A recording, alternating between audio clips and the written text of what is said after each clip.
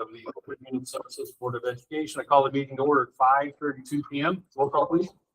Hicks. Here. Janeski. Lynn. Here. Ludwig. Here. Lautner. Smith. Here. Wood. Here. Please stand and join me in saying the Pledge of Allegiance. I pledge allegiance to the flag of the United States of America and to the republic for which it stands, one nation, under God, indivisible, with liberty and justice for all.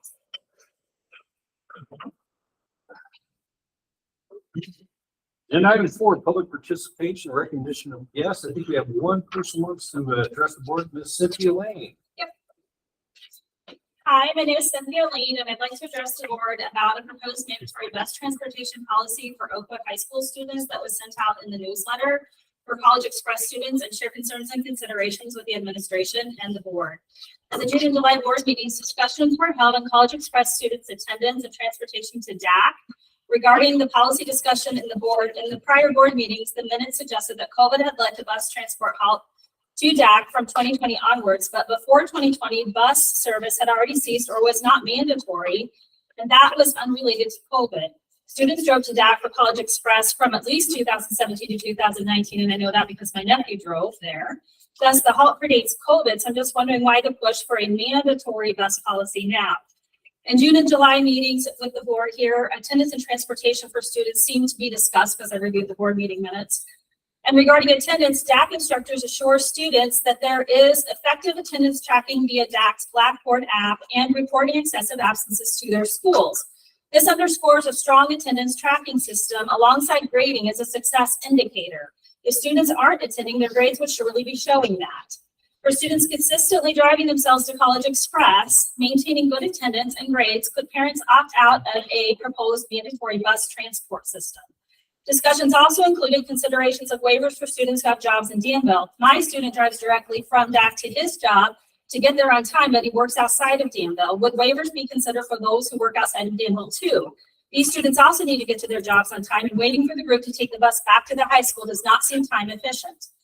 Finally, the most important point I would like to make and to ask you to consider is, are waivers going to be considered for hands-on courses like welding? Students must stay late for pass-fail projects and finals, which are hands-on welding projects that must be done in the welding shop. Passing these tests is crucial, as emphasized by their instructor. Passing determines semester grades, regardless of prior performance. If you pass the weld and bend test for your projects and your finals, then you pass the semester. And if you fail those, then you fail the semester, regardless of what your grade was in the classroom portion of the class. So to make this happen, staying late in the shop is necessary, and that's stated to them by the instructor. He basically tells them if they can't stay late for shop time, then they may fail the class. The extra shop time is also not scheduled or predictable, and sometimes the instructor just announces that he's going to stay late that day, and if they'd like to stay to do their work, then they can't. If they must ride the bus, is the bus going to wait for them to finish up their shop time, which is required for their success in the course? Or would the district allow waivers of mandatory bus transportation for those students too? I strongly urge consideration of some of these points, with consideration for flexibility in making the DAC bus policy mandatory, with the request to please recognize that there are diverse student situations and diverse class requirements. Please consider parental waivers instead of implementing a mandatory bus policy for all students, because this may not be a one-size-fits-all situation. Thank you for your time and consideration. Thank you. So, Ms. Lane, if you don't mind, that's an agenda item later on this evening, dual credit. We can kind of tie that in later on. Would you be okay with that? We can kind of address, yeah. Yeah. Okay, perfect. Usually, yeah, during this time, we usually just listen. So Yeah, we'll talk about that later. If that's Okay, thanks. Who else wish to address the board? Agenda item 5, consent agenda. I hope everybody had an opportunity to review the consent agenda before us. Have a motion to approve the consent agenda as presented. So. Second. Any further discussion? Roll call, please. Motion by Hicks, seconded by Ludwig, to approve the consent agenda items as submitted. Hicks. Yes. Janeski. Yes. Lynn. Yes. Ludwig. Yes. Smith. Yes. Wood. Yes. Motion carried by roll call vote. Agenda item 6, FOIA request. Mr. Mayor, we have one routine request. Is that correct? That's correct. One routine request from Smart Procure, and that's been taken care of. Sir. Agenda item 7, OEA report. I don't think Mr. Miller's here tonight. Ms. Graham, do you have anything to bring to the board? Not particularly, other than we had our meeting and we got some exciting news and that our dues are now going to kind of be prorated. They're doing it different. They're basing it on salary across the state. And we're waiting on some of the preliminary numbers, but it looks like some people are going to get a break or at least not have an increase. So that was kind of exciting. Other than that. Thank you, Ms. Graham. Board committee reports. This last month, we had no board committee meetings, did we, Mr. Mayor? Yes, sir. Okay. Agenda item 9, administrative reports. Mr. Mayor. Okay, just to highlight a few things. Since our last board meeting, one of the things that's been taken care of that's required now is a site-based expenditure reporting budget that has to be filed with the state. And basically, that takes a lot of time. You work with ISB on that, and it basically identifies whether or not how you're spending and allocating money based on your different buildings.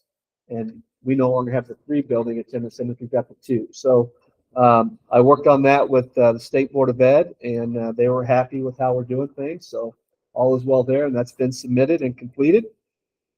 You also have in your packet the FY24 tentative budget. That's the budget that we're currently working off of because we're already in the first quarter, but it's not been officially approved yet. And I anticipate there'll be a few minor adjustments before the September meeting when we have the budget hearing. And a lot of it will be impacted by getting the final numbers, which we just received on evidence-based funding, as well as any impact from any decisions that might be made this evening that would require a transfer of funds from one fund to another and that type of thing based on purchases. So I'll wait after tonight. We'll get those things completed and ready to go for the budget hearing at the September meeting. We completed the RFQ process with the architect, and tonight you'll have a recommendation that has been discussed to approve one particular architect that was here of the 3 presentations. So that was a good process for us to go through, I believe. And as far as the transportation department update, as you know, we had a unfortunate situation with the person we'd hired this summer that had some personal matters that came up related to his mother and his father, some serious health concerns, and he needed to focus on them and unfortunately had to resign fairly quickly so that he could prioritize and take care of them. So through that process, I've worked to try to figure out how we're going to get up and running for the first day of school, and thankful that I had a conversation with Charlotte Lunt and our previous director who had resigned this past year, and she was willing to come back and to help us get started and get us up and running and get our routes and our drivers and communications and those kinds of things together. So I'll have some more information related to that in closed session tonight in more detail with some personnel things and some timelines to recommend to the board. That is all I have tonight, unless you have any questions for me. Thank you. Person coordinator, Ms. Kimbrough. I guess the big news is that we did get the teacher vacancy grant was approved. And as I stated at the last meeting, I put all these things in there thinking that they would not go through, and they all did. So that is what we're doing. So just kind of to highlight some of the things, there's free school lunches for teachers. I'm going to do gift cards for teachers to compensate them for classroom expenses. I have a spreadsheet where they'll have like 4 different places to pick from. Monthly lunches and breakfast, and both principals have already used their August lunch and their August breakfast on opening day, which was great. We're going to get new desks and new chairs for teachers. The desks, we'll probably pick out 2 or 3 different styles. And then the chairs, I think I'm going to be pretty flexible and let them pick out kind of what they want within a certain amount. Front office updates in both buildings. The flooring needs to be changed at the grade school. And I think we already have an estimate or somebody come through to start working on the high school, the front office. So exciting news there. Licensure fees paid for staff working towards a teaching certificate. So if they have to do any testing, we will take care of the expenses for that. The mentors for all new teachers, I'm working on kind of a contract that goes along with it to make sure that there's specific qualifications for the mentor and that they meet so many times and kind of sign off on some things. Oakwood apparel for staff, team building software for building culture, and another exciting wraps for both buildings. So you know how they go on the windows and gym doors and things like that, pretty expensive. They okayed that. So that's what we're going to do. So it was rolled out at Monday's meeting in a PowerPoint. Each of the buildings had a PowerPoint to present to all staff so that all staff could see the same information in all buildings. Like I said, the only part I don't like about it is it's just the teacher only. So that's no social workers, nurses, admin, aides, nobody else. But it's a great opportunity for teachers, and we're going to roll with that. And I think the principals have gotten or will get a little creative to make sure that the rest of the staff are included in that as well. I'll just leave that. So the other thing, 45 teachers came out this summer for professional development here at the unit office.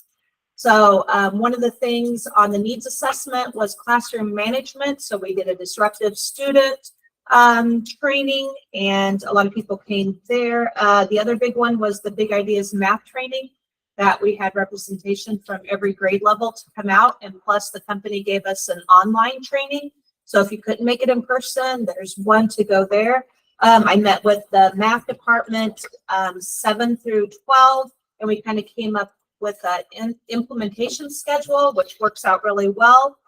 We're updating Foods 2 curriculum, and we're updating child development curriculum. Molly got to go to a great conference and came back with some great ideas and different things she wanted to do. So we kind of put that together for her. And so she's really taken the lead on that, came out and talked to me a couple times about it, and that's exciting. And then really going to get back in the focus of writing again. And the high school level has 3 teachers that is their kind of their passion.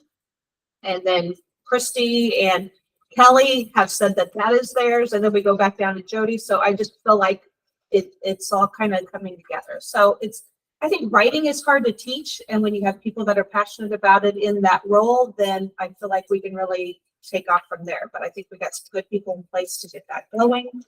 And then just rest is back to school with posters and curriculum and making spiral binders of things and getting supplies out to everybody. And so for the last couple of days, it's just been trying to get it, do it, and get it back into the building. And the unit office staff has been great with deliveries because I've been sitting here doing it. So it's slowing down a little bit. So I'm hoping they have what they need and ready to go. And I kind of touch base with some of the new teachers. They seem to be good. I said I'd check back on Friday just to make sure. So I think on my end, not being in the buildings, that I feel like we're off to a good start. Any questions? Thank you. Thank you. Vice Principal, Ms. Smith. Great. Well, we were, as Ms. Kimbrough already mentioned, able to use some of the grant money to have food catered in during our Teacher Institute days. So we went with Einstein bagels for breakfast and the rib cage potato for lunch. And the teachers really appreciated it. Juice also provided a plethora of snacks for everyone. The teachers were great with getting in their classrooms and getting everything ready. So the first couple days has been really good. I wanted to extend a thank you to the Board of Education for making the choice to hire Officer Hogan. He has been a great, valuable resource already this week, and he's working really well with our new team. He's done well with the students also. I wanted to recognize Ms. Davis. She had an intro activity that was really interesting in anatomy. So most teachers go through their syllabus and they go through expectations, and she did it in a really interesting way. When I walked in the classroom, the high school students were laughing and working in pairs and engaged, and it was just really awesome. So I wanted to highlight her. And thank Ms. Grant for the t-shirts that she made for all of the staff at the high school, including our hosts and custodians. And then again, a special shout out to Juice for everything she does around the building. She's awesome. And then we had an all-school assembly that was very short yesterday during the room. And then for the next several days and starting today, we are having class meetings to go over rules and expectations and handbook guidelines that Mr. Steele and Mr. Hogan were conducting this.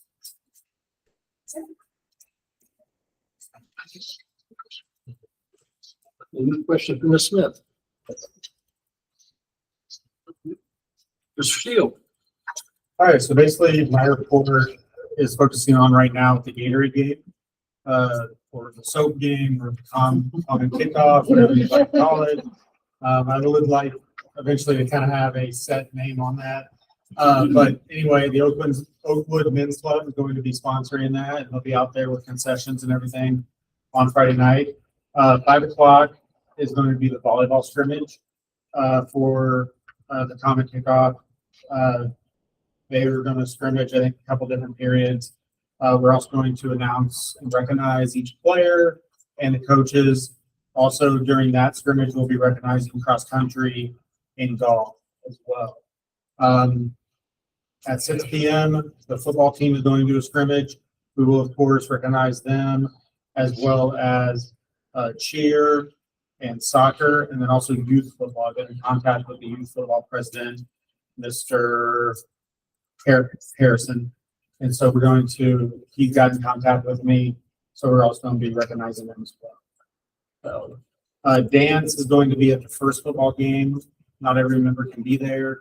I'm also talking with the band as well, probably for the first football game, because he's Mr. Liggett's is way higher.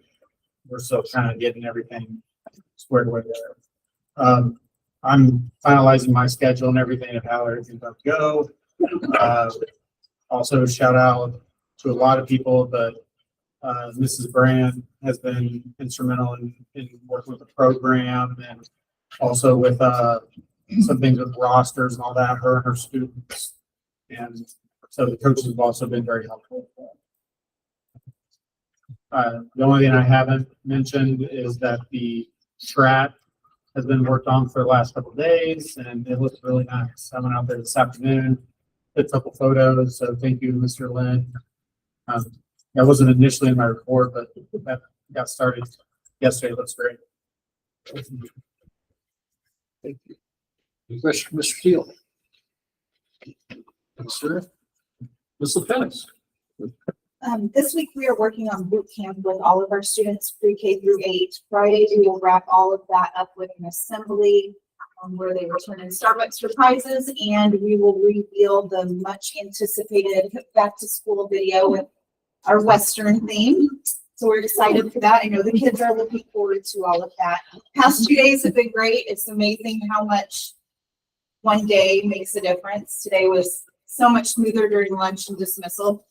So I thank everybody for all of their hard work that they put in, and to everyone who just jumps in and helps, because kindergarten lunch, unless you've lived it, it's something to see. So things are going well. The big thing that I want to talk with you about tonight is the possibility of an 8th grade trip. And we're talking like a big trip. So if you look at the packet that I gave you, the 3 of us are really interested in really pushing the trip forward and making it something really, really great. So we're looking at possible Washington, D.C. or New York City trip for our 8th graders. I've listed some deposit prices there. Obviously, families would be responsible for these costs, but we are planning lots of fundraisers, which would be completed by or headed up by Maddie Lee and Kelly McMahon, who are the 8th grade sponsors. So I shared with you in our handbook, we have guidelines referring to the 8th grade trip because they have taken a trip in the past to amusement parks and things of that nature. We just want to take it a step further if possible. So we're hoping that you will give us the okay to put some feelers out to see what interest might be out there for our families. And if we have enough interest, we really want to get started fundraising as quickly as possible so that we can help take care of the cost for families as much as we can. We have 2 amazing 8th grade sponsors, and Kelly McMahon has not confirmed any, but she has got some amazing connections and some that are even volunteering to sponsor children. This is not confirmed. These are just Maddie and Kelly already have a page of fundraising. I have no doubt that there would be people in the community that would come in droves to help us make sure that every kid is able to get there that wanted to get there. So I shared with you some of the itineraries in there that we were able to get, just so you can have an idea of what those trips would look like. So I'll let you take a glance at that. Just ask any of us if you have any questions. Vegas. Vegas is not, no. I like the way you think. We thought that would be frowned upon. What trip were you really leaning to? I personally New York. I think I think Washington DC is amazing. But to get the buy-in, I feel New York is a huge carrot to make. That's just my personal opinion. I could be wrong. Is there a combo option where we can do like There, York and then there DC? is a combo option. If I will have to look at the data. I looked at it over a month ago, but I believe it's a longer trip. And we wanted to try very short trip first. So I was like, I could be corrected. I think it's a 5-day trip if you do a combo. And this was a flight, and I did reach out to John Tosh, who works currently in Westwood. Correct? Yeah. And they just took a trip, and on the IPA, they had a big feed about driving and flying, and all the educators that I read said flying hands down. The good thing about flying, I mean, it's a good and a bad. The kids are never bored. Like, you hit the ground running. So you hit the ground, and you can see on the itinerary, we are going until night. They do offer nighttime supervision, which I love that.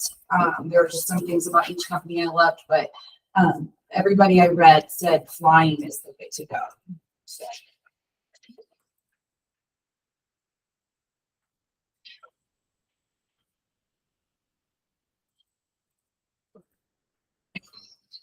And you'll notice there are a lot of really strict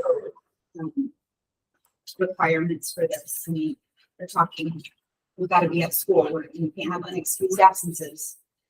Behavior's got to be on point.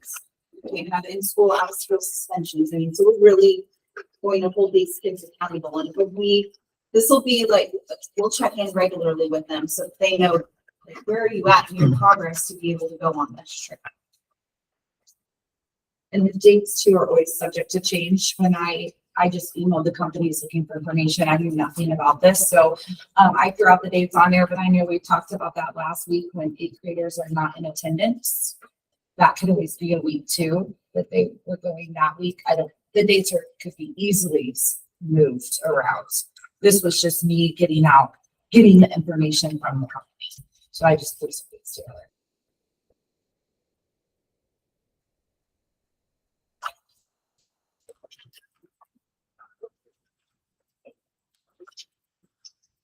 Pretty sure that in our board policy that trips of this nature have to be board approved. Yeah. So I guess my thought tonight, of course, this isn't, we can't have board action on this tonight because it's not on the agenda, but the straw poll, maybe we'll have to do a quick straw poll with board members to see who wants to this. You know, I do understand the time of this. Pretty good with that. Just to ask you what your thoughts. I'm fine with Mr. Woodard?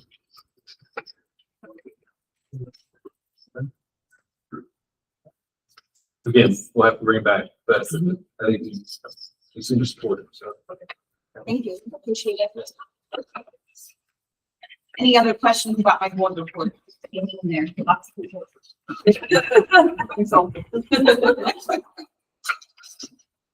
Any question, Mr. Pennis?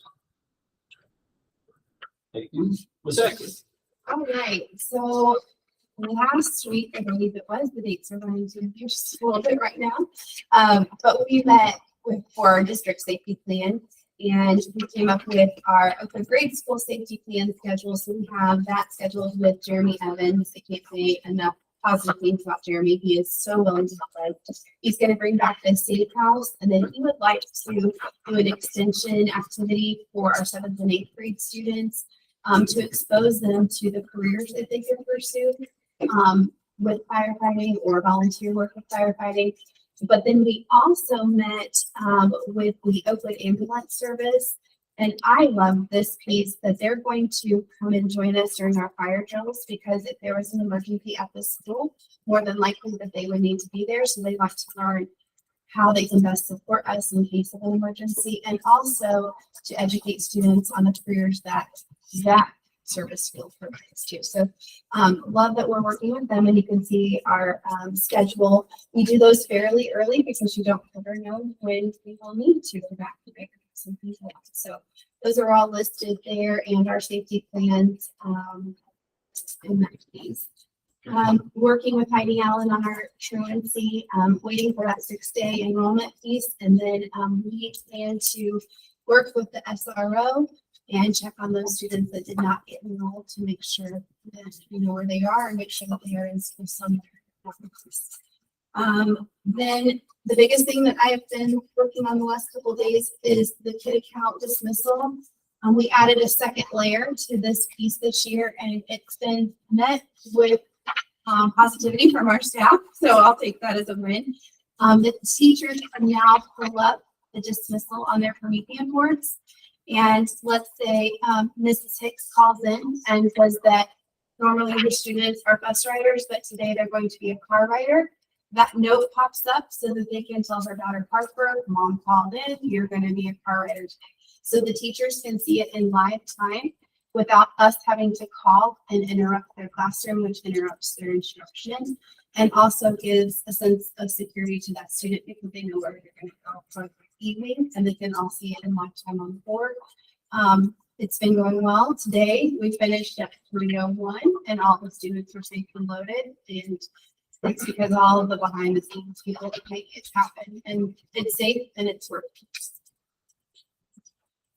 Any questions? Thank you. Ms. Johnson. Right. Well, first of all, these ladies rock. I'm just sitting there.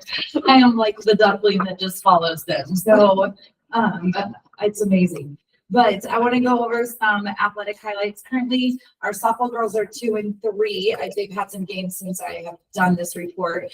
And our 8th grade night is on 8/31. We are ready to go for that. And our baseball team is currently 2 and 2. Updated, and their 8th grade night is 9/11. And just a quick update, and it's really important on AEDs. Both of the teams have been supplied AEDs and a first aid kit on site. So that was really important for me. As for 5th and 6th grade girls basketball started this week. They are doing great. All kids are compliant and practicing. So that is amazing. We've got another, I think they have a 10-game season on the schedule. So bus times have been going great. Transportation, I have every day at 2:30 when I get everybody where I need them to be, I like do my own little cartwheel on the hallway. So having a white bus is a huge help. So also having Mother Walls as an employee, that she is just in charge of those softball girls, and it's just that extra factor that is taken care of. So that has been, so I'm very thankful for that. Everything is updated on IESA, and we should be good to go. 7th and 8th grade girls basketball starts May 28th. So we will be putting out information tonight about a parent meeting. But huge shout out. Takes a lot to orchestrate this gym, and Josh and Phil Myers have been amazing working together. So I think we'll be able to pull off both teams practicing after school, which is great. So shout out to teamwork right there. That's right there, amazing. As for academics, we had an amazing turnout for the teachers. I thought they blew my expectations away. We got 88% of 7th and 8th graders parents there. 88% of our students showed up Monday, which is phenomenal. So I want to celebrate that. And the kids, we are going to be starting the rotation block next week. So I open them up. I can tell you that that's going well. And the kids seem really excited about these houses. We have light up hats coming in Friday. We have purple boas coming in. The teachers have bought red shoes. I go down the hallway and I hear them singing their chants, and I get chills because it's like a vision that's coming in. So I can't wait to show the house competition on Friday. And I put some pictures of our amazing staff, just some of them that came in to decorate here. All of them are just buying in. And I think that's a huge factor of this initiative. So I really just shout out to everybody in that building because it truly takes so many things to orchestrate this phenomenal thing that they put on. So shout out to everyone. Thank you.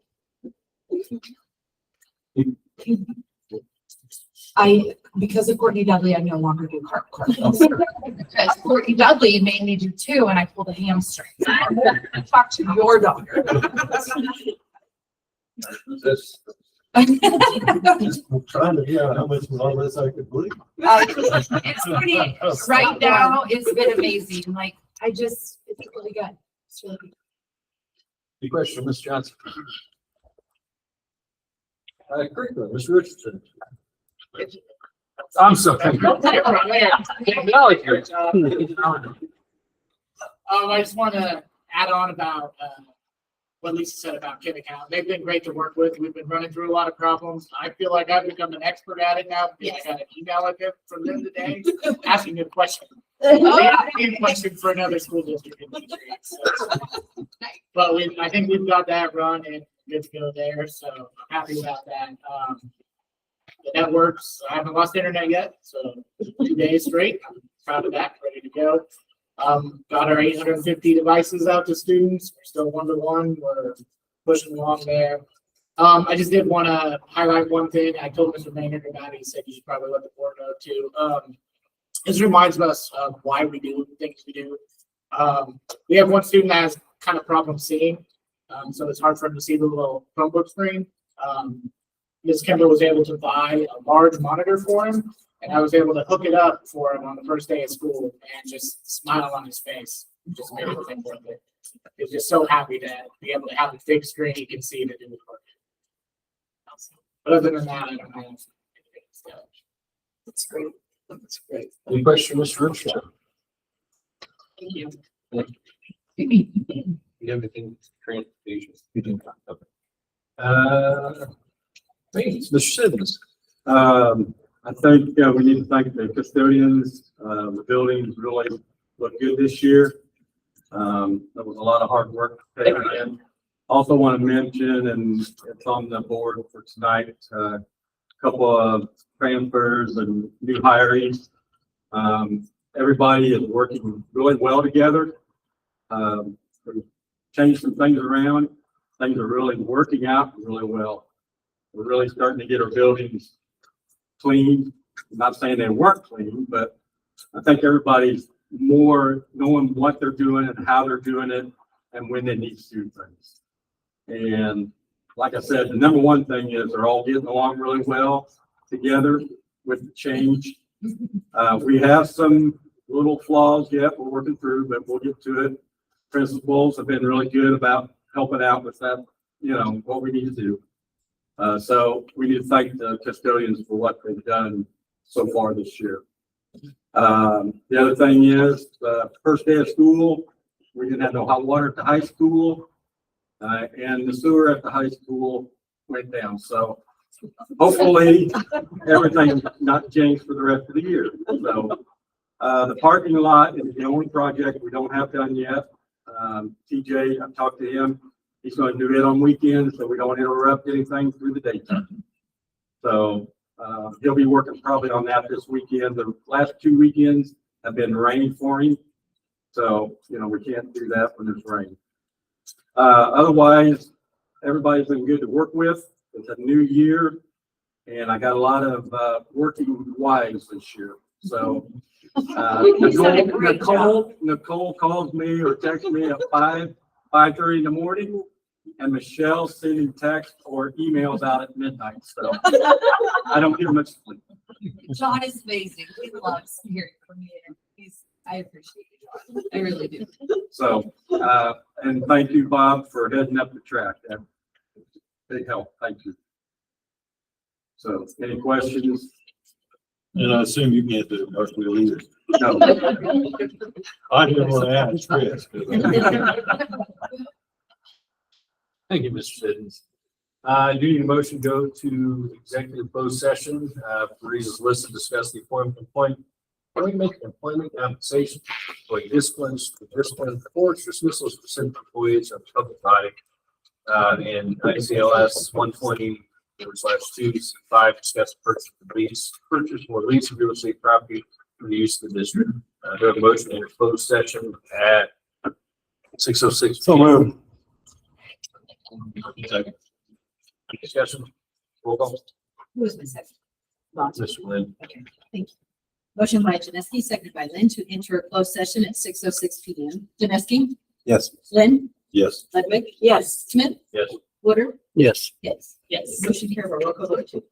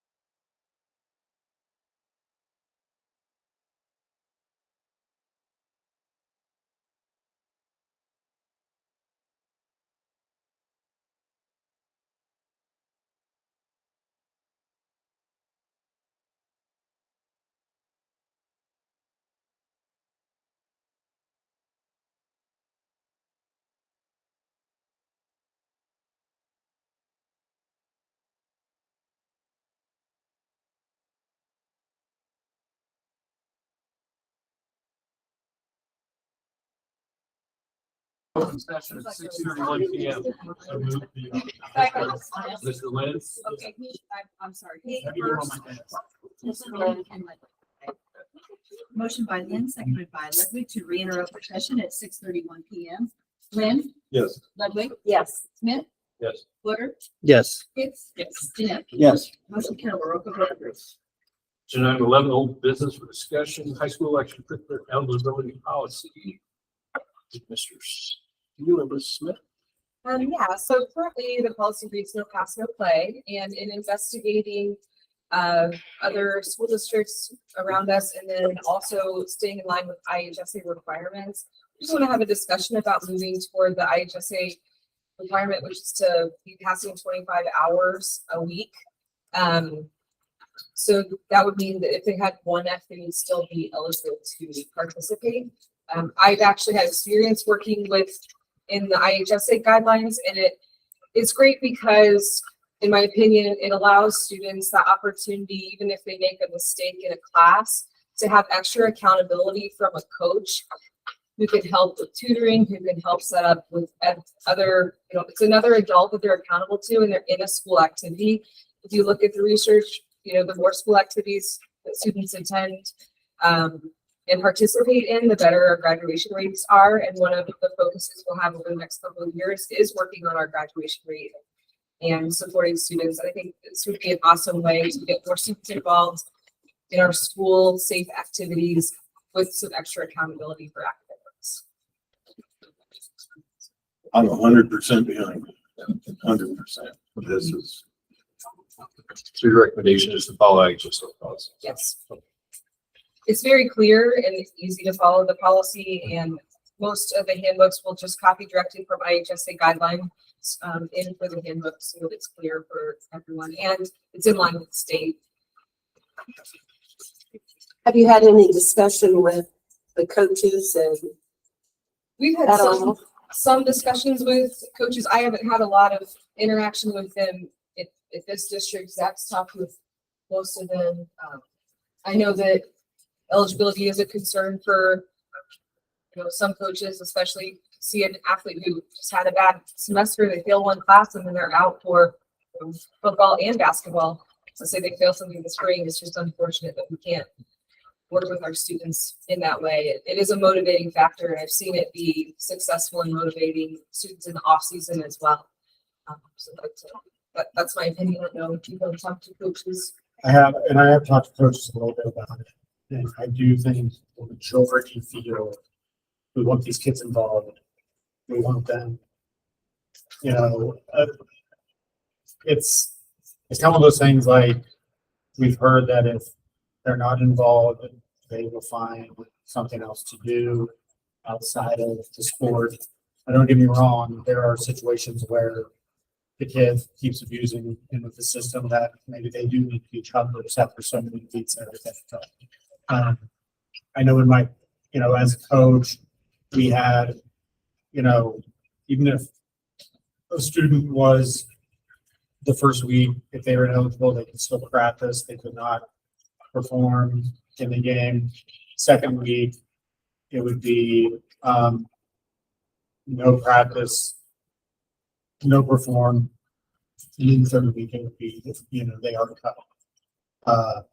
But I feel like a lot of the coaches here, at least the ones I've talked about eligibility, they want them around as much as possible. I've also seen districts who will say if you're ineligible, then you need to stay for after school tutoring. So, within that contract time for teachers. So if the student's failing their math class, meeting with that teacher instead of going to practice and then going to practice after that is something I've seen coaches implement, which has been very successful. And that would be something that we would discuss as a group on how to get those students back on track if they're in that position. Thank you. So a couple thoughts I'd just like to share on this. I fully support. Thank you for your preparation and bringing this to us tonight. One of the things we have to consider is retroactive situations. And if this is something that the board is in support of, if they want us to do administrative procedures on now, we really need to know that tonight. We could take action officially by the board in September, but the advantage is we're just getting started and we haven't done eligibility yet. So we would really need to begin these administrative procedures tonight, right, Ms. Smith? Yeah. Mr. Steele? Okay, And some of that discussion would also come down to what happens with the students that would fall in between, that they're already ineligible right now based on our current policy from last spring. from last spring. Yeah. So that's something that would have to be discussed. What was that again? I'm sorry. So is this, so their current, if you were to make a decision to follow IHSA guidelines, there are a certain number of students who under the no pass, no play are not eligible, but who under the guidelines for IHSA would be eligible for this semester. So there's some kind of gray area on what to do with that part of the decision. Yeah, and so that's what I'm talking about with the retroactive situation. If we know that we're going to change a policy and you have student athletes who are impacted now based on what happened in the prior policy last semester,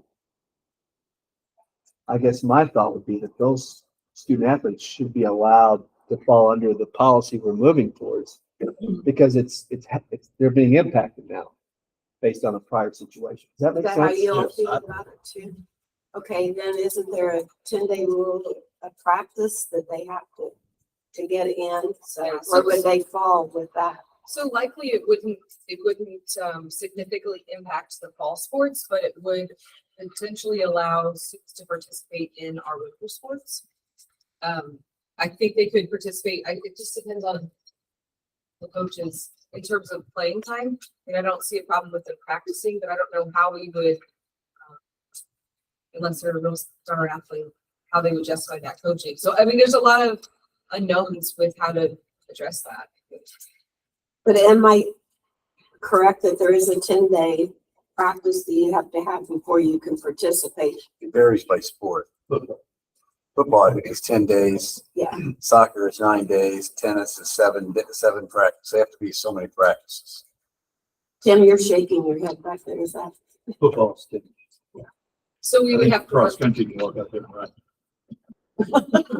That would take some really specific investigating and then us communicating what those policies, what IHSA policies are. I don't know them off the top of my head, I'll be honest, but I could definitely. How many, Well, that's why it's always been 10 days when I was. We're not talking many kids. how many There are can we be talking? five. Roughly, you don't have to have. It's a handful. Yeah, I would say. My question is, can these kids start practicing now that we've been up late? Because a lot of people don't participate. I personally think we need That's to what I'm getting. It's like, move forward with it and just work through it.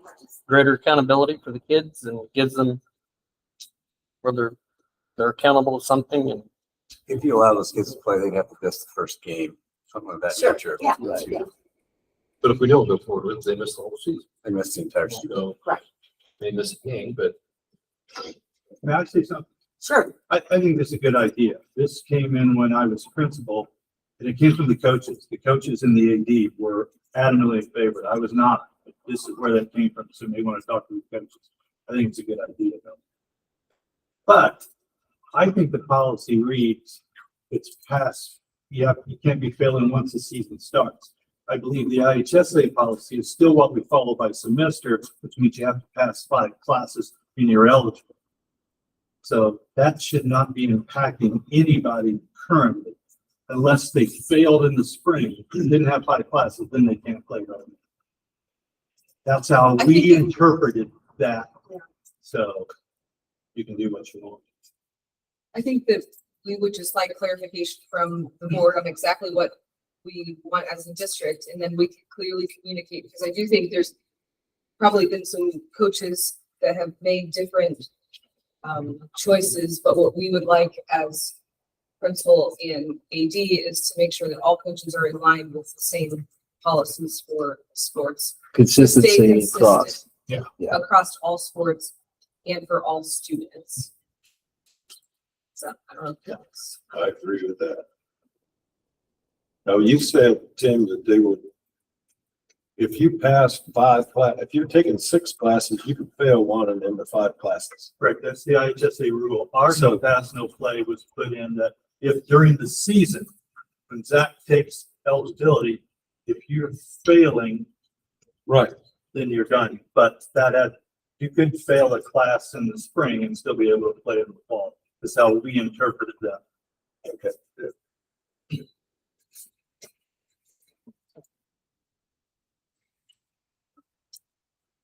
Yeah, I agree 100%. Not only with all the things you said that we discussed last board meeting, but you also take kids that don't take risks and improve themselves by taking classes they might want to take because they don't want to take the risk in missing sports. So that they're not taking something to challenge themselves. And I can't be more for it. Any other questions for administration first or staff? Since we'll do straw poll again. I do have one because I haven't been on board for that long. What was ever the reason to put a different policy? It was, Tim was right. It was the coach's idea. Coaches thought it was They done, felt that like that we were not being tough on the kids. Kids were skating by. They were not trying in the classes. They knew they could fail one, and they thought this was the way. And I would say it probably worked for a year or two. I don't know if it still is. It just seems like. And one of those coaches aren't here anymore. Yes, no, I agree. And your graduation rates didn't improve. No, I don't know. So it didn't work. Yeah, I would say it was a wash either way. I Yeah, don't know okay. that it was work or didn't work. I just think those kids that wanted to play got the grade. Those are, they're going to find a way to go in eligible, whatever the policy is. But you're allowed to test a few more with this. This with COVID and teacher shortages and everything, and the fact that we know that the kids going into the high school because of what they're probably not as ready as they should have been. I just think this is time to try this one. So this is a recommendation that you and Mr. Steele are bringing forth then to go with the IHSA policy Yes. starting this year, if possible. Okay, I just want to be clear. And we would have board action next month to formalize it, but Yes. a straw We could poll. get the kids involved now. Yeah, a straw poll this evening would get this process started. Let's move forward. Mr. Lynn? Yes. Yeah.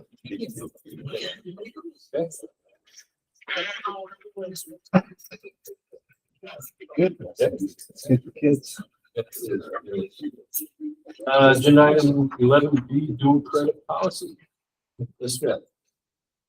Sure. So, I'm excited to present a recommendation for, the Danville Area Community College and Oakwood High School dual credit policy. I shared a draft with you in your, should have been in your board packet. The current policy, talks about limits on classes and how many classes you have to take at Oakwood High School. The recommendation for this policy would still ask that most of the same guidelines apply. So here are some of the additional guidelines to consider. Cumulative GPA of 3.0 or above to participate in dual credit during the school day. Juniors could attend 5 class periods each semester and a minimum of 1 DAC course that would keep them in compliance with IHSA eligibility requirements. And seniors could take 4 periods at OHS and to a minimum of 1, but also could take up to 2 at DAC. We would look at their eligibility weekly from their DAC instructor for IHSA guidelines in terms of the discussion we just had. They could participate in extracurriculars as long as they're within those eligibility requirements. And then all the students who would plan to enroll would have a review of their disciplinary records, grades, and attendance, and could be denied based on enrollment. And I want to kind of speak to that just for a second. If we're considering paying for dual credit classes, if we have a student who's had 30 unexcused absences, it would be difficult for them to pass a college level course. And so we really want that in there to make sure we're considering what's best for the child and what's best for the district, and that we're being fiscally responsible in decisions that we're making. They would need to complete a high school enrollment permission form, which DAC already has. I met with DAC, with Mrs. Marsh and Mr. Maynard last week, and we kind of went over what that might look like. We would propose that if we have teachers who are interested in teaching dual credit classes at Oakwood High School, which we actually do have one who's teaching it this year, Mrs. Branch just got approved over the summer. So they're able to get dual credit for that class. It's my accounting class. I have 2 English teachers in-house who are interested in teaching perhaps a rhetoric course that would count as dual enrollment. They would have to go through the same process that Mrs. Brandt went with Dr. Bridges, who is heading up that program for their DAC. But we would propose that the district would pay one class a semester for juniors and up to 2 classes a semester for seniors at a 50% reduced rate, which is the agreement or the proposal from DACC. So the cost for the district, just so you know, if it's on site, there wouldn't be a cost to the district in taking the classes at the high school. If it were off-site, they would be charged for this 50% tuition rate, which is $540. So half price would be $270 per class that the district would pay.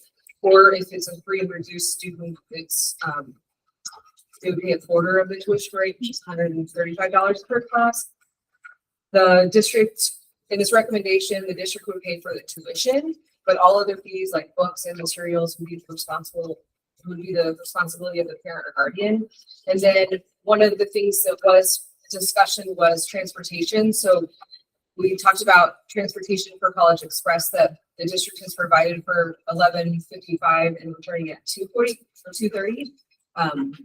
Other dual credit courses, like perhaps a class is offered in the morning, but we don't have transportation for it.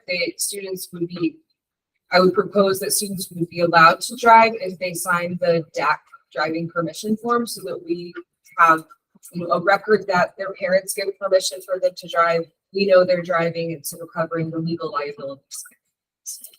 I've seen that permission form similar to that in my previous district, where we had students attend KCC, and so they had to file or fill out a permission form that DAC signed, or that KCC signed, the parent signed, and the school administrator signed, so that we're covering our bases. What questions do you have? Was that expense per credit or per class? Per class. Per class. So per credit, if you look at the cost calculation for a 3 credit hour class, it's $540, which is the student's tuition and tech activity fees. And so then half would be $270 per class. Free and reduced. I also recommend that we not pay for classes during the summer. And I'm recommending a limit because I would be concerned that a student would take 4 or 5 classes and the district is paying for 4 or 5 classes. And I want to make sure that we're being fair to everyone and we can continue this program and be fiscally responsible with our taxpayers' dollars.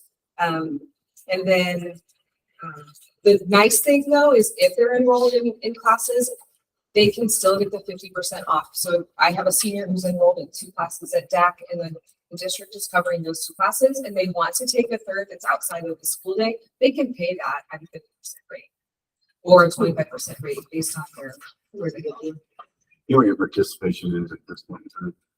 What was it last year? Do you know? Well, Number of students.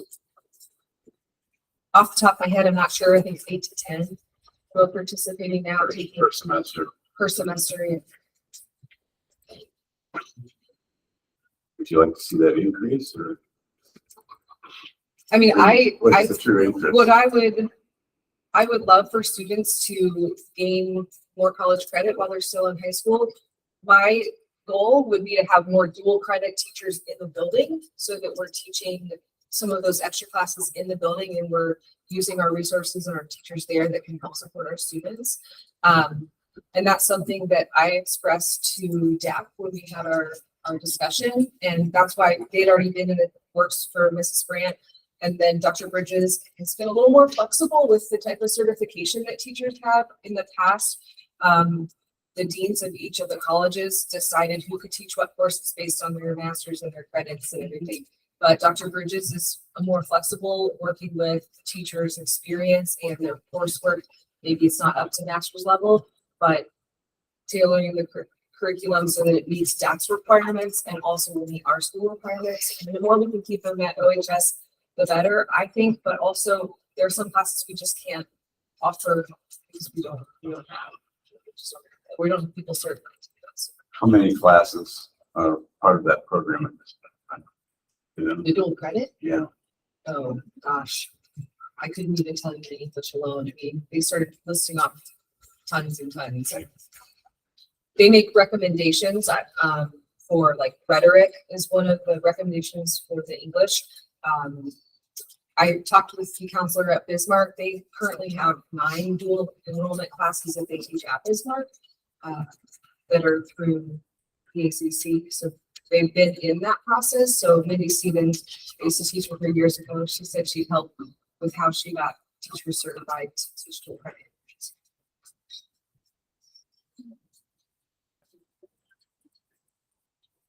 How do some of the surrounding schools, what do? Do they pay for 50% tuition? Do they pay for? They pay tuition. The general standard that I learned when we talked to DAC is that they pay tuition, like we're doing. The policy that we're putting forward is. But how much of the tuition? So our kids remain as competitive if it's a financial block for them, if that's why they're not doing it. Yeah, we're paying for all the tuition. And Well, she mentioned 50% or something. Of their, so The discounted. yeah, so if you're just a person who walks off the street, you enroll in DAC and you take a class, it's this cost. But DAC is saying to us as a school district, your cost per student per class is half of what we normally charge everybody else. I see. Okay. So that we would be paying that. What a then. lot of schools do is that the schools will pay half of that. That's the expected cost. Okay. And then the parents will pay the other half. Okay. That's what a lot of them are doing. And DAC actually, if you tell them that, will do all the financing for all the finance stuff for you and send out the bill to the parents. They have in the past for us. I know Bismarck King does not pay for tuition for their students. I had discussions because we were at the meeting last week and they're considering it. So we were discussing kind of the pros and cons of that as well. And, kind of a push for dual credit classes offered in-house would help as well. I don't know what their work feels about it, but it's a discussion. It varies a little bit, at the different districts, what they're doing. I just look at it like this. We've got kids that for 15 years that are in the vocational aspect, and we're paying all their tuition for vocational. We have been for years for dual credit. So why wouldn't we do the same thing for kids who are taking rhetoric? So that we're encouraging, be the best you can be based on your talent, skills, and giftedness. And so that way, if we have a student that ends up at the U of I, they've benefited from the policy is more fair and consistent. But I do believe that they should have to pay for their books and fees and things like that. But we take care of the tuition, and it's a partnership. And I think it's good for kids. I think it's a great opportunity for us to take this step forward, for kids. And I think it benefits our teachers too, as you mentioned. I think it'll strengthen us in a lot of good ways. I think it's a good opportunity. Get them to get their education and come back to us. Yes, sir. I think it's a good opportunity. My only question is, so let's say this catches on. Is there a limit how far we go? Does this become you apply But I'm it is, yeah, it is an application based on grade and whatever. And I guess the district could set a limit and we could limit based on what the district is willing to do. I mean, that's in there. Okay, so it is a selection. We'd still select. They would have to apply. Yeah. And I've been through a process like this. I would also going to mention something that I didn't bring up. If a student chose to withdraw after the withdrawal period, they'd be responsible for paying for the class. And if they failed the class, they'd be responsible for paying for the class. That would be part of the agreement. Also, whatever grade they get in the class would go toward their high school transcript. So if they are, let's say that they're a straight AB student, they have great attendance, they take a class of DAC and they fail it, it still goes on their high school transcript and counts towards their high school GPA. That is listed on the second page of the recommendation. In your experience, have you ever had anybody apply where you were at and make all those, make everything like the 3.8 and qualify, but then because of notice and when they can accept it? Okay. So at my previous district, we actually had 2 spots that were full-time spots. So they were taking one class at Iroquois West and we would take the other 4 or 5 at KCC, and the district paid for those classes. One year I had 11 applicants and I could only take 2. That was difficult, I will say. For that, we had an interview process. We had an application, an interview process, and a parent interview, just to make sure we were covering all of our bases. So I feel confident that given the direction that I have from the board, if this is a recommendation that you agree to, that I can develop a system that's fair, equitable, for students and is fiscally responsible for the district.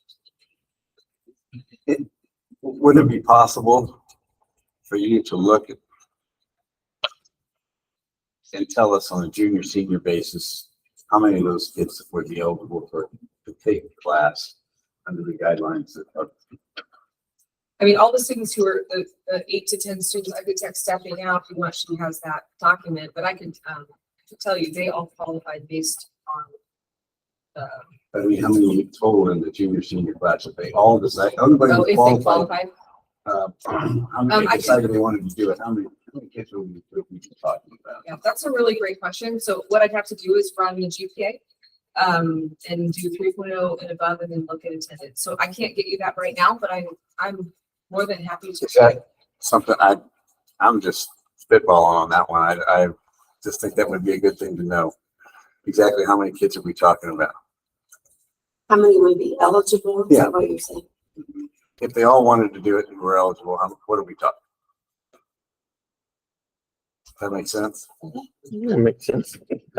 I personally, my opinion is that we do what Larry has proposed, that we move forward in that fashion. And how do we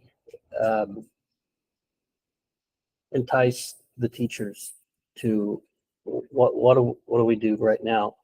So I have a follow-up meeting that I'd like to schedule and work with DACC to see what they can do. I know KCC does stuff with continuing education with teachers who teach dual credit. I don't know what DAC does because I don't have experience with them, but I would definitely investigate, what are the benefits for teachers. And unfortunately, I don't know the answer to that because we're in the preliminary discussion and we had one meeting. Sure. But I'm happy to look into. Education is a calling, but yet they have to be compensated. There has to be some sort of enticement to make it worth their while. Yeah, and there might be. I'm just at this time I'm unaware because There- ask that question. I remember there is compensation for that because they're technically working for DAC as well, but I don't know the exact, what the amount is anymore. Sorry. Are we compensated, reimbursed by DACC, and then we compensate the teacher? The teacher is No, I don't. It compensated would have by to be DAC. because that would be a part of the contract. Yeah. I can find it out. Sure, Dr. Bridges could help us with that. Yes.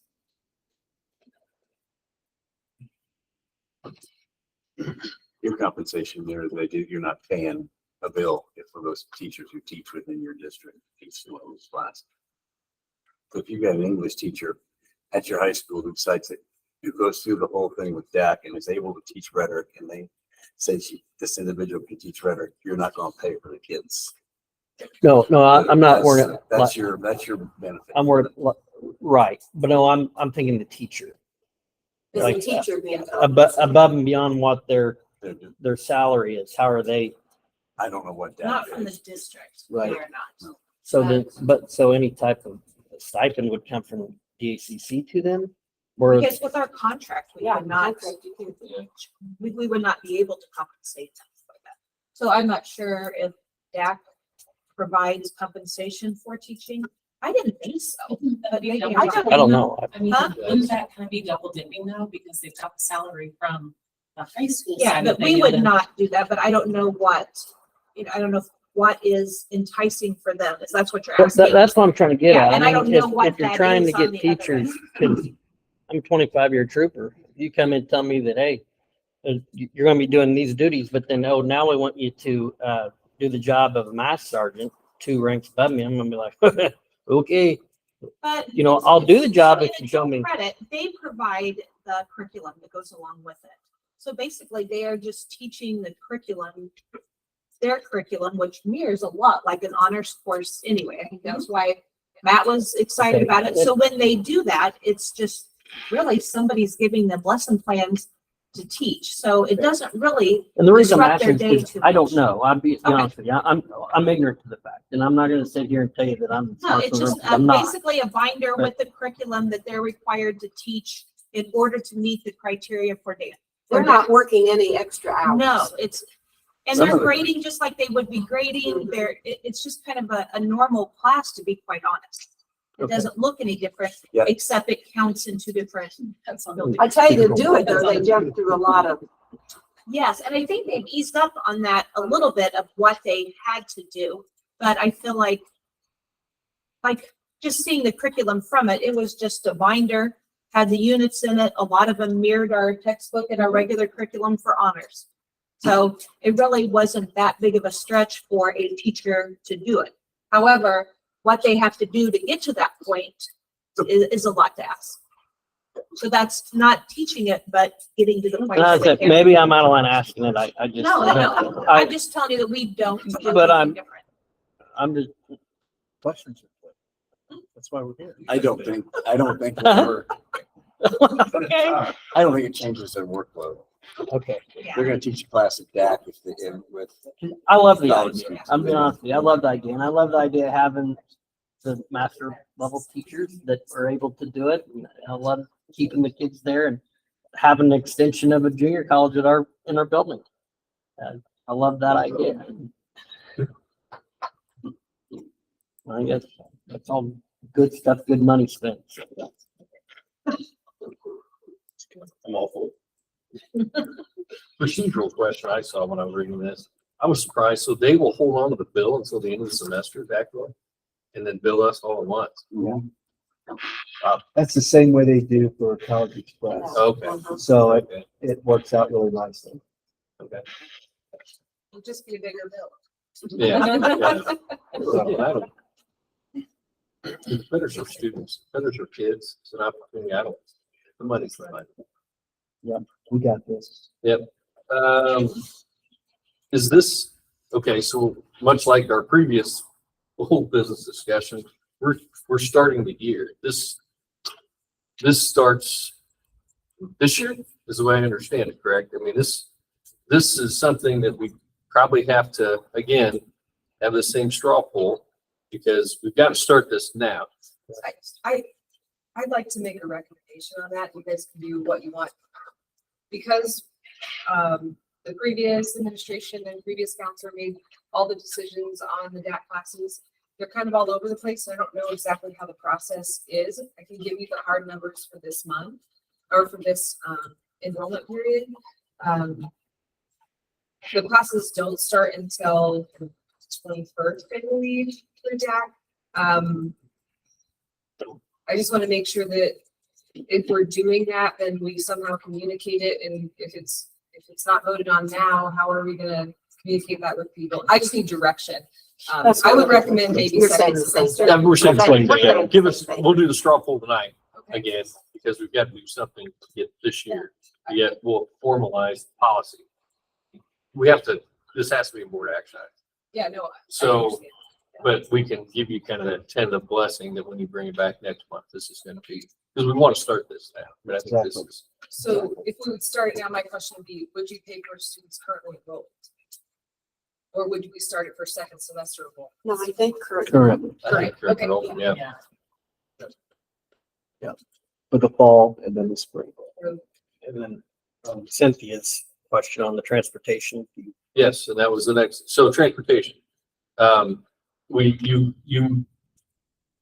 It seems like what you described is a little different than the mandatory. I can speak to my opinion and kind of where I'm at in this process and the research that I've done since in the last week or two.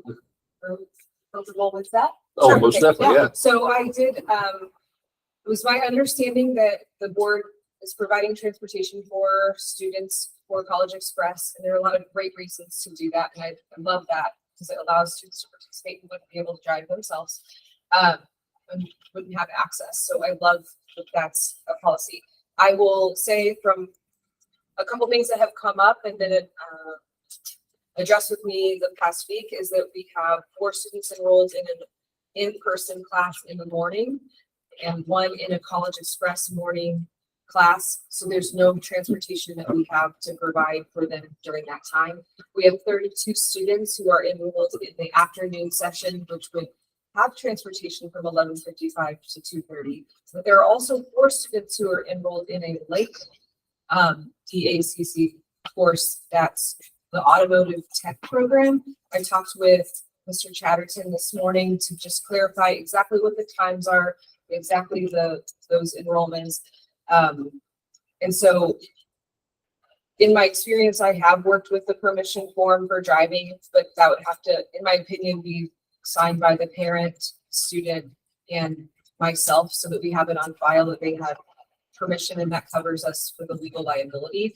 Another situation that had been brought up to me was something similar to what you brought up today, which was that a couple students work in Danville or work in a time frame that it doesn't allow them to get to work on time. So my suggestion or recommendation is that we allow them to sign the parent permission driving form and then have an additional work release form, which they would have to submit to their work, where it includes the business name, the location, and the hours that they need to work, and then submit that to me for approval for that driving and then the work privileges. I have seen that be successful in the previous district.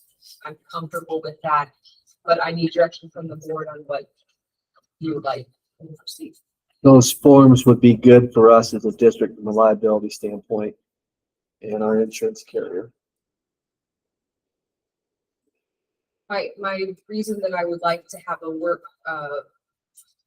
permission form is really for accountability for our students. If the reason that they need to drive is for work, then we want to verify that that is actually something that's occurred. That's my recommendation. So I just summarize, make sure I'm understanding it correctly, then we still provide transportation. I think that's great. I mean, some juniors may not have access to a car, may not be able to drive, may not have the license yet. I think it's something that's good. It makes sure that we have that additional opportunity for those kids to get out there. But then you're saying we've got a work for them, we would do. That way, if we have somebody has a documented work case, that's allowed. If the class says, okay, actually, like the welding class, for instance, that lasts longer, that's something else that we would have the first form that has the 3 signatures, the parent, the child, and you, that says we're going to drive because of this reason. So we would kind of is it a preferred or is it so mandatory? And then we work back. It's privilege. I think because of the variance of the schedules that we have at DAC, I think it's more preferred recommended. We provide the transportation, as you said, preferred recommended. We're going to have outlying circumstances. We heard about one this evening. And I think that way we're not boxed into a situation and we can make what's a decision in the best interest of the student. So we've got two great forms that would help us. Ms. Smith's going to come up with the waiver form. And then for those students that would pertain to, we would have along with that a work form, right? And I think everybody wins with that. You know, they're covered liability wise. The students then can do what's the best interest of them. Because some classes are 9 a.m., some are extended late, but we've got a bulk of kids that are in that 12:30 to 2 o'clock situation. And probably most of those kids are going to ride that bus. I just think we've got to have some communication with sign-offs. That's my recommendation for the board, that we have some, it's not mandatory. The other thing I'll throw at you, because I've had this experience, is are we allowing that, if I have this permission form, so I guess saying recommended on the bus is great, but I think we need to have a form if they are driving. And I think the reason for that is it protects us. And then what if another student wants to ride with them? So I want to make sure that we're clear that it's just the student who is driving themselves and not other students. Yeah, Unless you want me to do something different, but I would not recommend. I think it'd be a little concerned about the liability issues associated with that. I think it's, yeah. That screams like, I mean, if something happens and there's Yeah. 3 kids in that. Well, it shouldn't be 3 anyway. That's because unless, so, okay. I just wanted to bring that up because I know that had been a request that I have had in the past and they've said no. So I wanted to make sure that you were aware that is a potential thing that could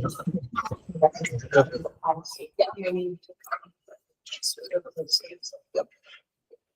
So I'll have to get, if that's what you choose, then I'll have to, I'm already in process of the form, so. Update the policy a little bit based on some of these things, and we'll have it ready for September. But can we go ahead and move forward with communication administratively with these procedures at this time? Yes. Well, yes. Yeah, I agree with that. Shazowski? Yep. Thank you. Agenda item 12, consideration action, hiring contingent upon completing the background checks and base law compliance. Recommendation 12A, we have a recommendation to approve Farnsworth Group as a district architectural firm for health, life safety, and other projects. We went through the RFQ process that meets code, and I believe this is the firm that best meets the needs of our school district. So I'd recommend that to you at this time. I'll move. Second. Any further discussion? And they are receptive.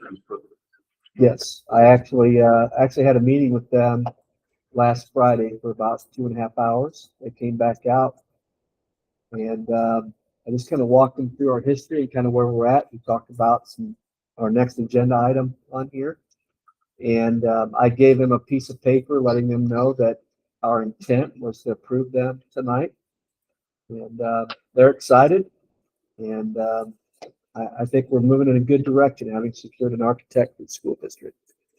So based on we approve them tonight, I will contact them tonight, let them know we're moving forward in the process of potentially the land that we're looking at. They can do the inspection for us, get things moving, and I think I have no doubt this is the best firm we have available to us as a school district right now. All three we appreciate, but I think this is the best one. I'll recommend that to you tonight. Motion by Janeski, seconded by Lynn, to approve the Farnsworth Group as the architectural as presented. Ludwig?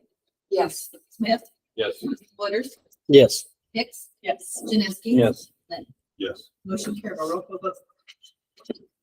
Actually, will be, but we have a agenda district recommendation to approve the purchase of approximately 64.63 acres of land.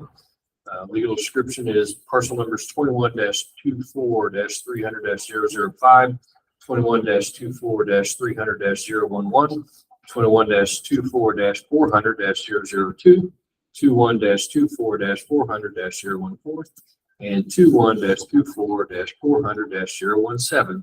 The cost of $775,560 as presented. Purpose of this land is for the future growth of school district facilities and we paid for through a fund transfer. Actually have, just to help us with the parcel area.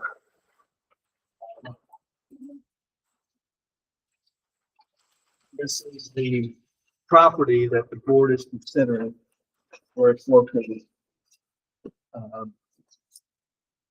Patty Wise is the owner of this property, so it's just going to be south of Main Street, heading towards out of town. Okay, so you've got a plot there that outlines everything that would be available to the district. And then this is a map that kind of gives you a bigger picture of Oakwood and where this is located at. So hopefully that helps in terms of the visual and for the public as well. So that's what we're looking at. John wrote the recommendation, we'll have a motion to approve the recommendation as presented. So move. Swim. Second. Ms. Ludwig. A little backstory on this. This is not. This is a long time ago. In the past, when we do our vision and strategic goals? 2 years ago. 2 years ago. We're looking at where we can go with our district. And since then, Mr. Maynard, community members have went and tried to find what's the next step for us. Over the past, I know that there's been other parcels of ground that were looked at. We couldn't get our hands on. This is just these. Good. This is the best opportunity we have before us right now. Been a lot of discussions and ideas and some drafts in my office since about 2009, I think. A lot of people before us have done a lot of work. You know, Tim Lee's in the room.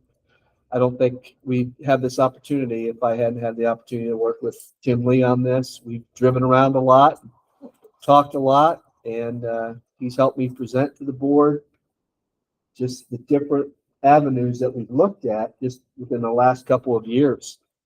Hard. And this is an opportunity that has surfaced and all the other opportunities don't exist. So it's been about 15 years of looking in one direction, and I think we have a new direction potentially for us to consider for the growth of the school district and facilities that we would like to provide to our students.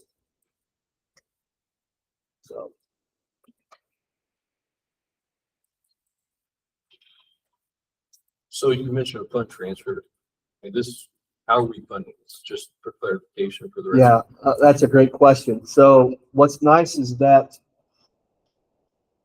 I believe that we've been good stewards of our finances that belong to our community and our public. And over the past 4 years, we've built up our fund balances to position us in a way that we could do something hopefully in the future, such as this, because it's part of our strategic plan. So what we would do, Mr. Smith, is the first thing is that we'd have to put down $15,000 for earnest money. So that way we can move forward with this agreement. And then within the agreement is built-in contingencies that allows our architect to go in and to inspect the land to make sure that it is capable of doing what we want it to do in terms of building structures and facilities for our students. If that then meets the requirement, then we can move forward with the final purchase of this. If for some reason we find out that the parcel that we're looking at does not meet those needs, then it's built in the contingencies that the agreement no longer exists, and that we would back away from this, and then we would just keep working and try to find some more opportunities. So we've got some time over the next few months to have our architect help us with that, in hopes that things would continue to move forward and it would do what we hope that it could do with the land. Then we would have that $775,000 approximate amount we would take the money in our ed fund right now. We would do a resolution to transfer that over into our O&M fund, so our building fund, and then we can then pay for it out of that, and there would be no additional cost to the taxpayers. We would not have to borrow, and we could save anything like that in the future for community support to get behind some structures that we would want to do for our kids. So right now, we're just in a position where we can make that rotation from one fund to another and pay for it. So thankful for that. Does that answer your question? Yes, sir. Okay. Any further discussion? Questions? Well, I've been around a long time. I'm still here. But this has been an ongoing thing in this school district for years and years and years, that our kids don't have facilities like a lot of our surrounding schools. And we have been so fortunate with the students that we've had that even with our facilities, we have done well. But I am sure you hear, like I hear, well, they have this and they have this and they have this, and we don't. And that's true. And you're going to have, you know, is this going to be popular with everyone? Probably not, you know, but I'm hoping that everyone takes on a positive feel about this, that we are truly sitting here trying to do the best for the kids that we can do and give them opportunities that they haven't had before. And land, surrounding land, Tim has been real active with Mr. Maynard and going around trying to get maybe something contingent with property that we already have and trying to have somebody let go of that. And it has been a brick wall everywhere they have gone. And they have spent much time on this, a lot of time on this. And is that in the future, maybe is that going to open up? We don't know that for sure, but the way it looks right now, no, none of that land is going to be available. And so, you know, we have had the opportunity to move forward. I know most of you in here know Patty, and she is all about this community. She's all about these kids, and she's come forth with this, and I think it's a great opportunity for us. Nothing but positive. Okay, I bet on my soapbox. Good job. Any other discussion? Roll call. Motion by Lynn, seconded by Ludwig to approve the land purchase as presented. Smith, Yes. Woodard, Abstain? Hicks, yes. Janeski. Yes. Lynn, Yes. Ludwig. Yes. Motion carried by roll call vote 5. Agenda item 12D, we have an open grade school recommendation to employ Aaron Pratt for the 5th and 6th grade boys basketball coach position for the 23-24 school year. He'll be on step 1 of the extracurricular schedule. Okay, I got this. So I think Aaron will be great. I was trying to think long term. He has a daughter coming up. She's in 4th grade. And he has a son in 7th grade, I believe, currently. So I was thinking long term, and he played basketball for us. He's going to be a great asset. He's a small champion. So The motion approved recommendation as presented. Second. Any further discussion? Roll call. Motion by Hicks, seconded by Lynn to approve the employment of Aaron Pratt as presented. Woodard, Yes. Hicks, yes. Janeski. Yes. Lynn, Yes. Ludwig, Yes. Smith. Yes. Motion carried by roll call vote 6. Agenda item 12E, we have an open grade school recommendation to employ Olivia Morrison for the position of preschool teaching assistant. Should be on step 1 with an hourly rate of $15.03. This is pending completion of acceptance passing the work keys test. and Olivia did complete all of the necessary material that she needed. She worked for us during project success. She's wonderful. Great with the rules. We're happy to have her. The motion approved recommendation is presented. Make- Second. Is it Mr. Woodard? Yes. Okay. Any further discussion? Roll call. Motion by Ludwig, seconded by Woodard to approve the employment of Olivia Morrison as presented. Hicks, yes. Janeski. Yes. Lynn, Yes. Ludwig, Yes. Smith, Yes. Wood. Yes. Motion carried by roll call vote 7. Agenda item 12F, we have another Oakwood grade school recommendation to employ Anna Guthrie for the dedicated substitute teacher position. Her daily hourly rate, or her daily rate of pay will be $150 for days of attendance. So Hannah used to be one of our personal aides. She's fabulous. It's my goal to hire her as a full-time teacher when she finishes her degree. Any further discussion? So moved. Second. Any further discussion? Roll call. Motion by Janeski, seconded by Lynn to approve the employment of Hannah Guthrie as presented. Janeski, Yes. Lynn, Yes. Ludwig, Yes. Smith, Yes. Woodard, Yes. yes. Motion carried by roll call vote 8.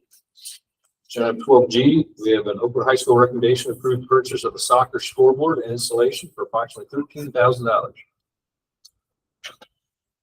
I recommend that go through with the soccer scoreboard installation for the soccer team. And we talked about that at the last board meeting, and Coach Ben has done a great job with the program, and he also said that, you know, he mentioned that's one thing they don't have, and I think the rest of the conference does, so I thought I would try to do my best to try to get that. I'm gonna make the motion. Second. Any further discussion? Roll call. Motion by Woodard, seconded by Hicks to approve the soccer scoreboard purchase as presented. Lynn, Yes. Ludwig, Yes. Smith, Yes, I'm sorry. Woodard, Yes. Hicks, yes, Janeski. Yes. Motion carried by roll call vote 9. We have a high school recommendation to employ John Tarasso for the position of high school long-term substitute in special ed. His rate of pay would be $203.22.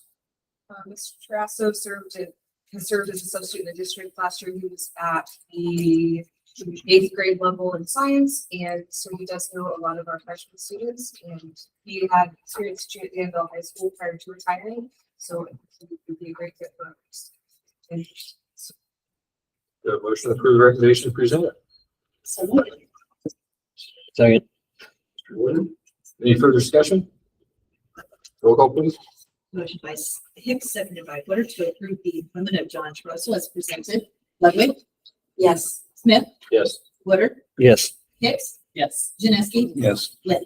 Yes. Motion carried by roll call vote 10.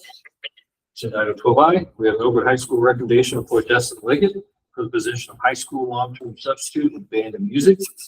There will also be extracurricular duties related to band performances and will be paid according to the collective bargaining agreement stipend.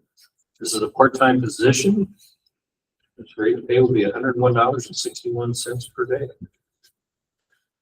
we did not have any qualified candidates for the band position for full time, so I'd get a little bit creative to work on a part-time position. Mr. Liggett lives in the community, has daughters in school, and is really passionate about keeping our music program going and excited about playing football games and keeping those traditions going. I think he's a great guy to have in high school. Students, he's worked with several of our students through private lessons, so has some knowledge of our students already. The motion to approve the recommendation. I'll make the motion. Second. Any further discussion? Roll call. Motion by Woodard, seconded by Levy to approve the employment of Dustin Liggett as presented. Smith, Yes. Woodard, Yes. Hicks, yes, Janeski. Yes. Lynn, Yes. Ludwig. Yes, motion carried by roll call vote of that. Agenda item 12J, we have high school recommendation to employ Carol Stroh to fill the vacancy of full-time custodian for the hours of 3 to 11:30 p.m. His rate of pay will be $17.32 per hour. Go ahead. He's been working in the building as a substitute and done an excellent job. Is very respectful and gets things done quickly. He's been awesome as a sub, and I think he's a great fit for high school and all of our extracurricular events we have in the evenings. There's a lot set up for that, so having a man like him in the building would be awesome. Motion to approve the recommendation. Second. Any further discussion? Roll call. Motion by Hicks, seconded by Lynn to approve the employment of Carol Stroh as presented. Woodard, Yes. Hicks, Yes. Janeski? Yes. Lynn? Yes. Ludwig? Yes. Smith? Yes. Motion carried by roll call vote. We have a high school recommendation to approve Chase Vincent for the position of volunteer assistant football coach for Oakwood High School beginning with the 23-24 school year. I do recommend Mr. Vincent, for a volunteer assistant. He has been an assistant for middle school basketball, I believe, in the past. He's an Oakwood grad. Coach Lee highly recommends him, and I met with him. Seems like a good addition to the staff.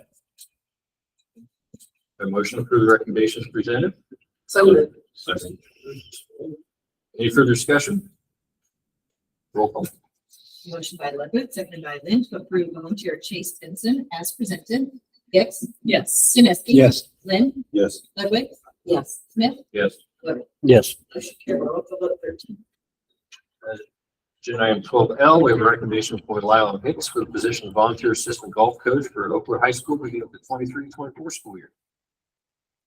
I recommend Lyle. Lyle has been past head golf coach, but he did resign at the end of the school year last year with some personal reasons, and but he contacted me. He's been great, a lot of help just about the golf program in general.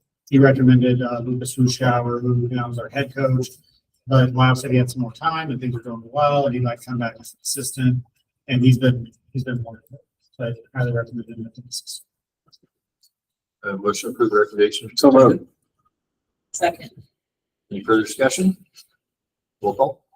Motion by Janeski, seconded by Hicks to approve volunteer Lyle Hicks as presented. Janeski? Yes. Lynn? Yes. Ludwig? Yes. Smith? Yes. Woodard? Yes. Yes. Yes. Motion carried by roll call vote 14.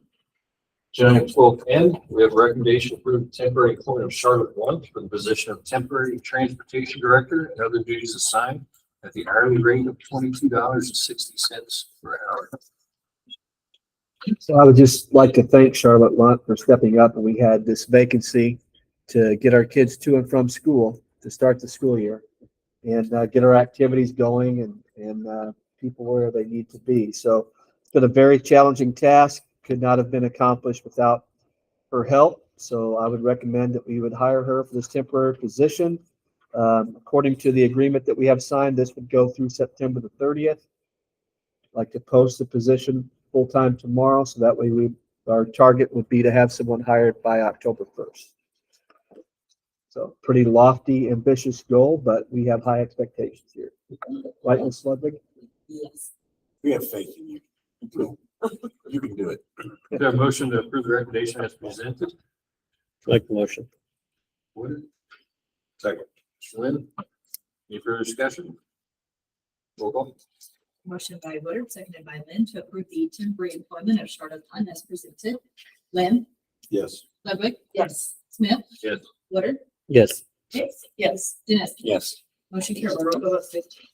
Agenda item 12N, we have a district recommendation to approve Shannon Wallace for the temporary position of assistant to the transportation director. This will be a stipend for extra duties related to communication, purchasing, software training, and transition with the new transportation director for $1,000 for the first fiscal quarter, July to September. This temporary stipend will be reevaluated quarterly and including the annual transportation plan for reimbursements. It gives me an opportunity to publicly thank Shannon Wallace for all the work that you've been doing these last few months. So she's really been the glue that's kind of helped hold things together for us. And just her communication with me and just everything that's been mentioned here about the recommendation. But we've talked a lot about this over the last few months. I think it kind of started back in April and we've kind of arrived at this. But we're going to reevaluate it here and just moving forward, make sure that we're taking care of her, and just really appreciate, Shannon, your commitment, dedication, and love for the Oakwood School District. So thank you. I recommend that you would approve this tonight. Second. Any further discussion? Roll call. Motion by Hicks, seconded by Woodard to approve Shannon Wallace temporary position as presented. Ludwig? Yes. Smith? Yes. Woodard? Yes. Hicks? Yes. Janeski? Yes. Lynn? Yes. Motion carried by roll call vote 16. Agenda item 13, I do not believe we have any new business for this evening. just like to make one mention. I would like to thank our custodians. I'd like to thank John Siddons. Our buildings looked amazing to open up this year. And, Great job. just appreciate it, John, appreciate custodians' work, and I also appreciate the staff who's worked endlessly, some throughout the summer, getting ready for the school year, and our principals for getting things ready, as well as Michelle. Thank you also. So thank you, everyone. It's been a great start, and it's because of a great team of people that are truly feeling called to do what they do for kids. So thank you.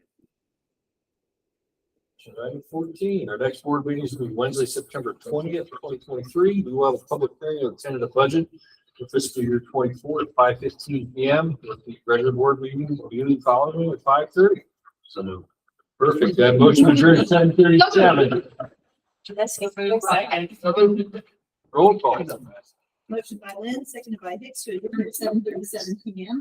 Smith, Yes. Woodard, Yes. Hicks, Yes. Janeski. Yes. Lynn. Yes. Yes. Motion carried. Roll call.